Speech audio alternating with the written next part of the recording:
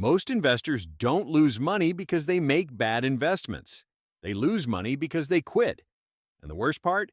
Most of them quit right before investing actually starts working. If investing feels pointless right now, this video is for you. In the beginning, investing feels disappointing. You invest month after month. You do everything right. And still, nothing happens. Your portfolio barely moves. Sometimes it even goes down. No excitement, no momentum, no visible progress. And honestly, this part hit me harder than I expected. I checked my portfolio multiple times a day. Not because it helped, but because I was waiting for something to happen. The truth is, my total invested amount was still small. So even a 5% return felt like nothing. On paper, 5% sounds great. In reality, it barely moved the number. And there's something else people underestimate. Talking about investing for 1 year sounds easy. Actually doing it, day after day, month after month, with no visible reward, that feels very different. This is the phase where most people give up, not because investing is risky, but because it feels pointless. So why does investing feel so slow in the beginning? Because compounding doesn't work linearly. In the early years, most of the growth doesn't come from returns. It comes from your contributions. Your money simply hasn't reached a size where small percentages feel meaningful yet. 5% isn't bad. It just doesn't look impressive when the base is still small. This phase feels slow not because investing is broken, but because it's still loading. Most people underestimate how long this loading phase lasts. Not weeks, not months, years. This isn't a sign that investing isn't working. It's a sign that time hasn't done its job yet. Compounding needs volume, and volume needs patience. Here's the real problem. Progress in investing is invisible for a long time. You don't feel it. You don't see it. There's no moment where a notification pops up and tells you that things are finally working.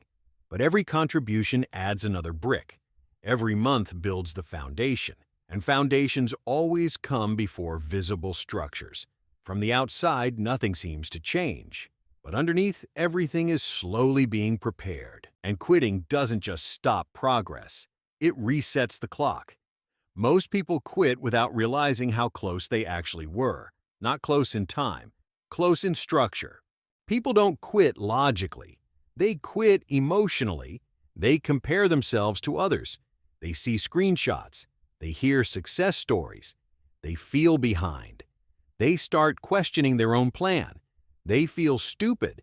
So they stop, not because investing failed, but because patience ran out. Ironically, patience is the exact thing that investing rewards. People don't quit because the numbers are bad. They quit because their emotions are louder than their plan. And once you quit, you don't just lose money. You lose momentum. You lose confidence. And restarting later is harder than continuing now. There is a moment when investing stops feeling slow. It doesn't arrive with fireworks. It doesn't make headlines. It sneaks up on you. One day, you look at your portfolio and realize something quietly changed. Not overnight, not dramatically, but undeniably.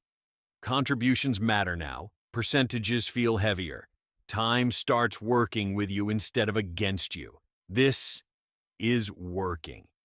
That moment only exists for people who stayed invested long enough. Most people never reach it because they quit one step before things start to feel different. The biggest advantage in investing isn't intelligence, it's endurance. If you can survive the boring years, the quiet years, the years that feel pointless, you dramatically increase your chances of success. Most investors quit early, not because they were wrong, but because they were impatient. Don't be most investors. Stay consistent, stay patient, because the hardest part of investing isn't starting, it's staying long enough for it to work.